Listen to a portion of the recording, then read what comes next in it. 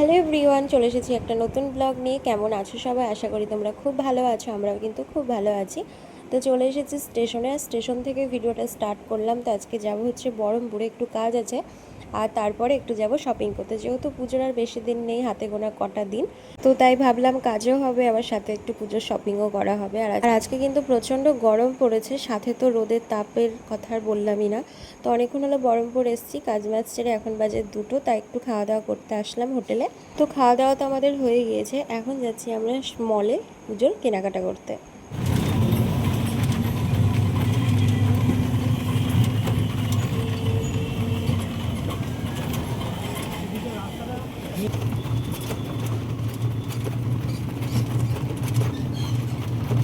তো চলে আসলাম আমরা স্টাইল বাজারে। তার আগে আমরা গিয়েছিলাম এক্সপ্রেস বাজারে। তো ওখান থেকে আমার নিজের জন্য কিছুই পছন্দ হয়নি, তো যেগুলো নিয়ে সেগুলো নিয়েই দেখো এখন চলে এসেছিলাম এম বাজারে। যেহেতু স্টাইল বাজারে গিয়েও কিছু পছন্দ হয়নি, তো এম বাজারে এসে এই কুর্তিটা আমার ভীষণ ভালো লাগলো, তাই ট্রায়াল দিতে চলে আসলাম। তো কেমন লাগছে কুর্তিটা তোমরা জানিও। তো এই কুর্তিটা তো আমি নিয়েছি। তো এদিকে দেখো কেনাকাটা হয়ে গিয়েছে। তো কেনাকাটার সাথে আমরা 4টে লাকি ড্র কুপন পেয়ে গিয়েছিলাম, সেটাই এখন সই টই করে এখানে বাক্সের মধ্যে ফেলে দিলাম। তো জিততে পারলে কিন্তু 1 লাখ টাকা। তো জানি না আমাদের ভাগ্যে আছে কি, কার ভাগ্যে আছে কেউই জানে না। তো এখন যাচ্ছি আমরা স্লেদার্সে জুতো কিনতে।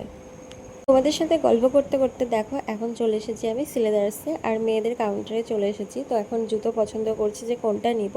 তো এখানে আমি এই পাত্তাগুলোর মধ্যেই দেখছিলাম হিল ছাড়াই।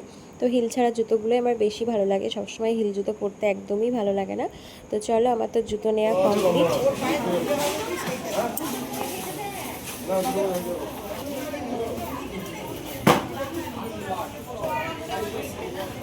ফাইনালি আমাদের এদিকে কিন্তু কেনাকাটা কমপ্লিট। এখন যাচ্ছি বাবার বাড়ি।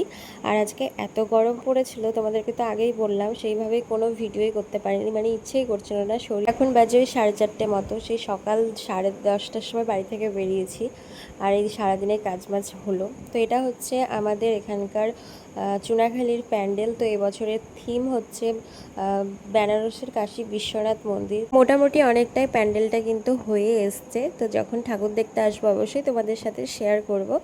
তো দেখো এখনও কিন্তু ভালোই রোদ আছে, বুঝতেই পারছো পুরো রোদে সাদা লাগছে। তো চলো এখন বাড়ি যাওয়া যাক। Good evening. তো বাড়ি এসেছি 5টা নাগাদ। তো তোমাদের সাথে এসে সেরকম কোনো ভিডিওই শেয়ার করা হয়নি। তো এখন একটু গরম গরম চা বানিয়ে নিয়েছি, প্রচণ্ড মাথাটা ধরেছে। গুড মর্নিং, এটা হচ্ছে পরের দিনের ব্লগ। বাড়ি গিয়ে সেরকম কোনো ব্লগই করা হয়নি, কারণ অনেক দিন পর বাড়ি গিয়েছি। তো সবার সাথে গল্প করতে করতে টাইমটা কি করে কেটে গিয়েছে। তো দেখো পরের দিন আমি চলে যাচ্ছি আবার শ্বশুর বাড়ি।